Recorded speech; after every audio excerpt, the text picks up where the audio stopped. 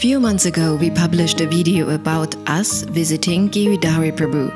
He is building a mud house and he is taking care of a beautiful garden with a big variety of plants. This video was very popular, as Giridhari very expertly explained his view on life, spirituality and simple living. Today we want to give you an update on the project, answer some questions and see how tall Padmini's and Vamana's tree they planted had become.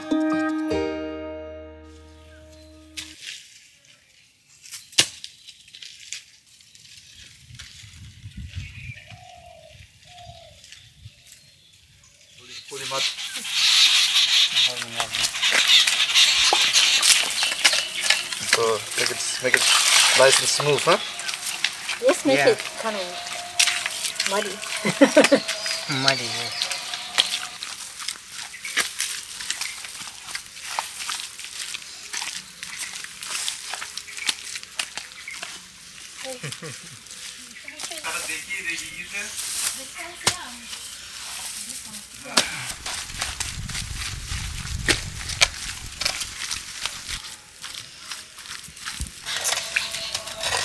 You did this with every piece of the house?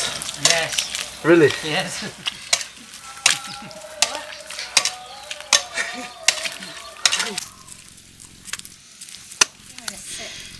You're breathing very heavily.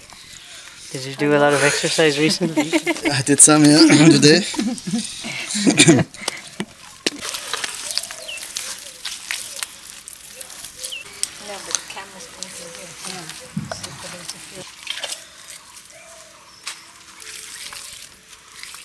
That's really handmade.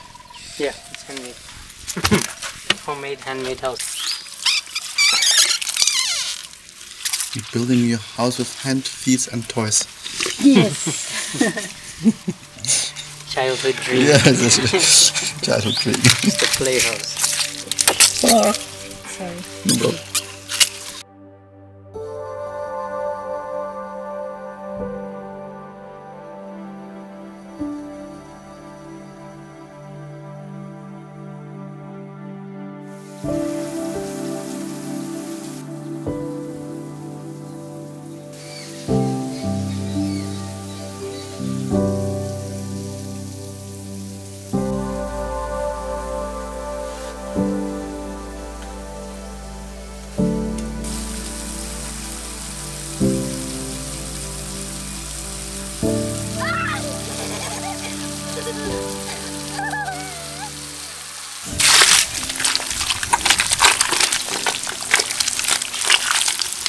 Interesting what you can do with just earth. Yeah, well, bricks are made of earth, everything is cement also, it's made from lime and earth. So. Smile.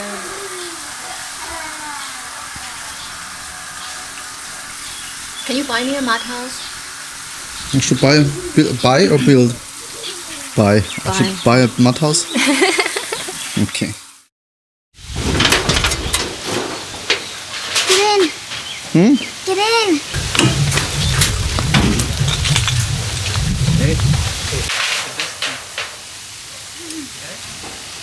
Look at the tree. Look at it. Come here, come here. Stand next to it that we have can we see how much did you grow in comparison to that? Yeah, well, it's not fair, she's growing real fast. Yeah, who's growing faster, the tree or you?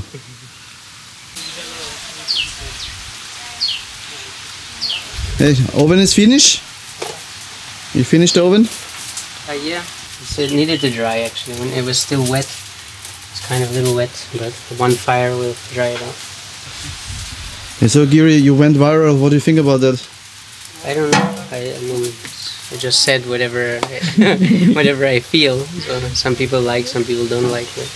That's how I feel. So I just said what I think, not trying to convince somebody else, you know, my opinion, but this is how I feel, living in nature, and I've done it for many years. I've been doing this for many years. And so since before I met the devotees, this is what I was doing. So I haven't really changed much besides my faith, you know, in who is the Creator is. But everything I'm doing is same, in touch with the earth and trying to please, you know, humanity by serving whoever comes in whatever way I can. So Yeah, I wasn't, again, I'm not trying to preach my particular path. I'm just saying what I feel, and based on my own experience. So I don't think it was, something I just got from books or something from a particular faith or religion. I don't see how there's any difference. And even here we have these men who are helping us. We're paying them. They're mysteries. They're specified in this thing of making these mats, right? Mm-hmm. They're all Muslims. And we, like just now before you came, I was sharing fruits with them. We have one tree here which is producing jumbo fruit. So I shared with them. They accepted from me. There was no hesitation. Oh, this is not our thing, If you're a real, genuine human being, then another genuine human being will reciprocate in the same way. And then our faith, the way I pray, and that the way where my faith is slightly different than theirs, but it doesn't affect our relationship as humans. So I think it's actually, I like it. I like them. They're very humble, nice men, and they're doing their hard work. And because these guys are expert at this particular craft. And so anyway, we're working together to get this house done. It's nice. So overall, it's a very nice feeling. It's not about religion. It's just about doing what we do, and helping each other out. So.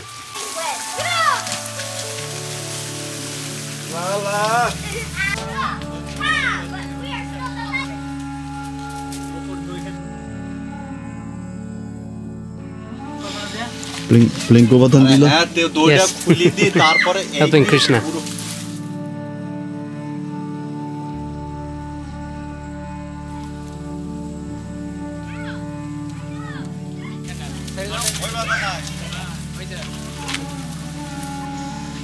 Here you'll see how it looks on the inside. Some people were asking how he lives, how he makes a living. How I make a living. How you survive? I don't make a living. Living happens. So I just live, and then Krishna, he supplies. He's always supplying. There's a Sanskrit term. It's called Akash Vritti, and Akash Vritti means whatever comes from the sky. Means I'm maintained by whatever falls from the sky. There's like Ajagar Vritti, which Ajagar means a python. Python sits in one place and waits for his food to come to him. So this Akash Vritti means, you basically whatever comes by its own accord, whatever falls from the sky, I accept. But we were still eating really, really nice prasad, nice food, and everything was organic.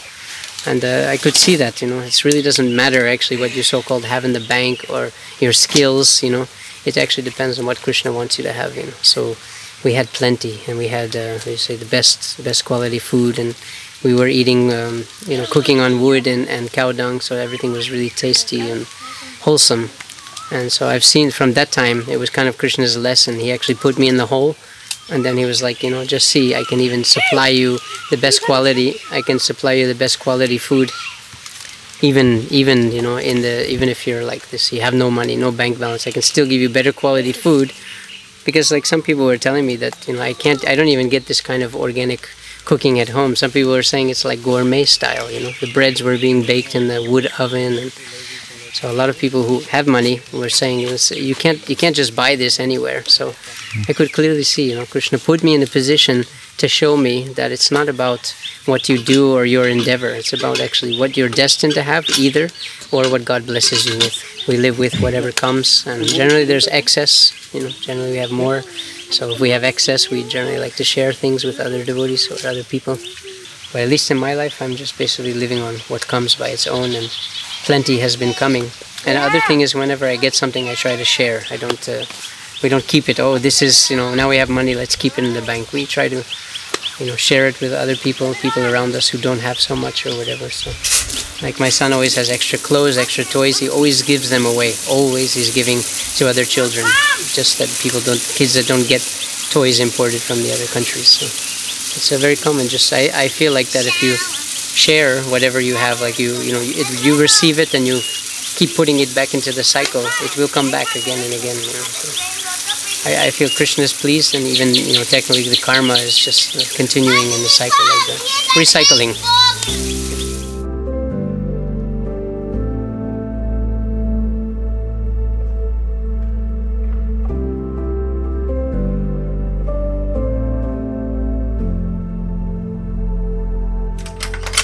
A new gate, huh?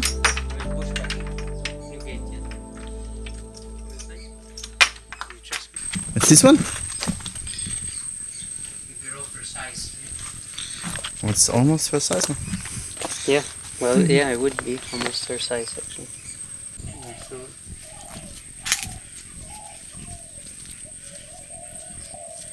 It looks a lot different. yeah, So the roof is finished?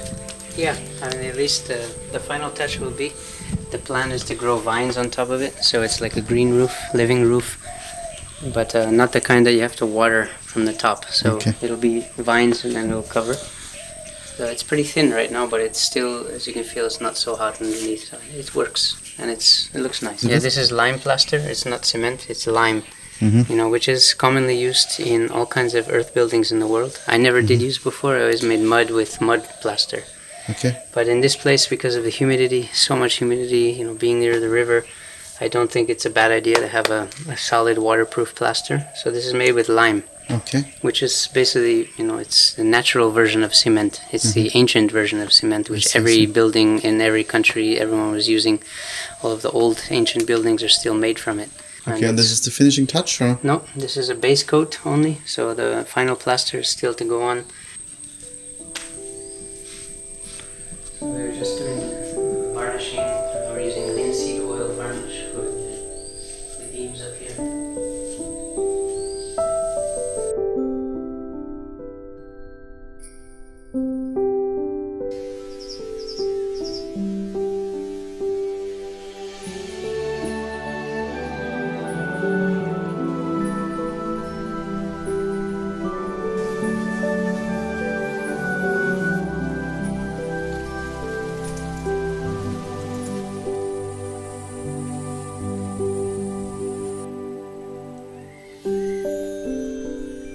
So one side is blocked with a brick, and then you know some cement. You know, cemented, because it would be like 3-4 years that it goes into one tank, and then after some years you block it. And the tank is out of plastic, or like? No, it's made of bricks. Bricks. And the bricks are they call a honeycomb design, so it has spaces in between, so that the water can seep out into the earth.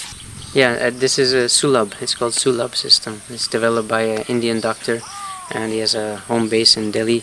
And they teach this system. It's actually government pays for a lot of them. Even in Govardhan Parikrama, if you go to because there's a lot of people there, they also have the same system. So they actually can make big enough tanks for public usage. And then one tank is being used, the other one is composting. You know, so they just switch them interchangeably. And practically within a year, actually they say within 9 months, all the stool that's in it should become composted.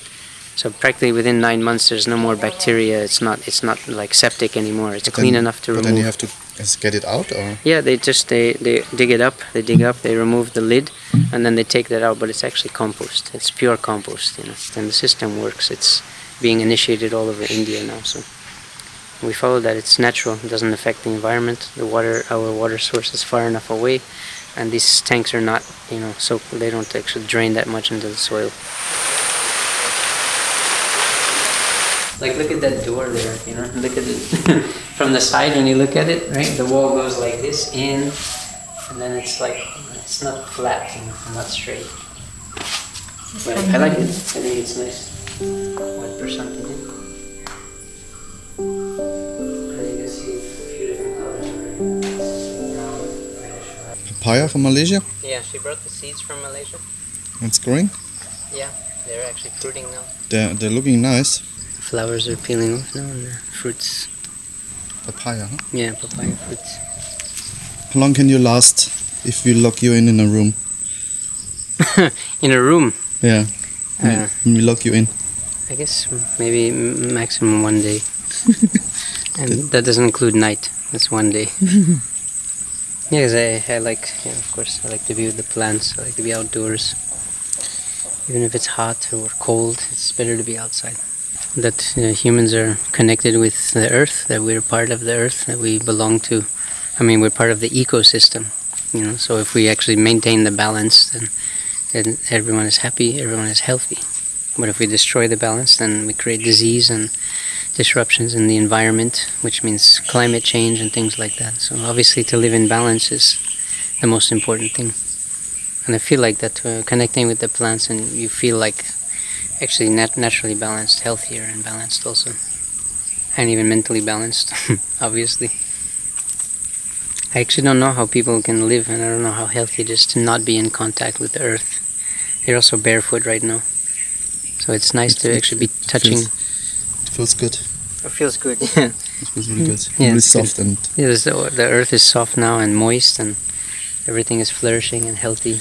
So, but how you put God in all this, in the connection? Because the way that things are made, it's a whole system. The whole ecosystem has to be designed, and there's so many details, like even the closeness of the sun and everything, and then the plants and animals that grow and live in those areas, depending on how close or further away it is from the sun, which is, really almost such a small difference in certain areas that it really creates a different climate. And we even have microclimates, even in the garden. There are certain areas that you'll have different fungus and different plants growing in shady areas and different things that like the full sun. So just even in one garden, there's so much diversity, and everything is almost calculated exactly, for the needs of the particular plant. Then the medicines, there's so much calculation that went into the construction of the universe that it cannot, for me, it's just like God's fingerprint, It's his fingerprints are all over the place, Like when you're doing forensic studies and you need to find out who done it, Well, the answer is, Krishna, Allah, Jesus, what name you want to call him, but, it's the same person we're all talking about, who done it, who made this all, the brains behind the universe, It's impossible to think that, it just happened by some chemical compositions, because they can't replicate that in the laboratory, even till now, so... and many physicists already understand that the universe is so complex and bewildering that they just, they know that there's some intelligence behind it, Because as many mathematical calculations you make, as many theories as you make, there's always a new theory that comes to disprove the old one, So could you actually see, you can see God in nature? Definitely. That's how I even came to the, Krishna conscious idea, because the books were in... they were basically confirmed what I already had believed, the things that I had already thought when I lived alone in the jungle. I lived in North California hills, mountains, and I studied nature, at least for a full year, full cycle of winter, summer, spring, fall, and I saw, how each season led into the next season. It was a precursor to the next season in a continual cycle, so it's not like there was no final, there was no end to it. The winter was... the preservation of the seeds, which would be coming in spring, the cold, it actually preserved the seeds. They didn't rot, they didn't sprout, they waited till just the right temperature. And so I saw the cycle, the fruits dropping their seeds, I saw it, And the more I contemplated and the more I, was studying different literatures and philosophies, the more it all started to make sense, that everyone and every religion has some bit of knowledge, but there was one absolute truth. There has to be some absolute truth to it all. So for me, that's when I read, Bhagavad Gita, that I was convinced that this is almost the limit, as Vedanta means. Anta means the end, and Veda is knowledge, right? So it's like the end, the conclusion of all knowledge. And that's what I felt, Veda is actually, if you want to have any kind of, conclusion of all knowledge, of absolute truth, the Vedanta is the closest thing to actually describing it in words.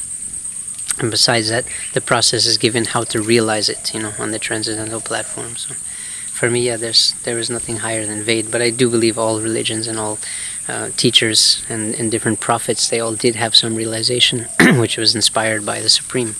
And they preached to a particular group, to a particular, people. And just as I said, in different microsystems, people have a different consciousness in different areas and different races and religions. So Krishna sends a particular person to preach to those people, what level they are at, what they can understand by their consciousness. So I accept all of them, they all fit into the picture for me.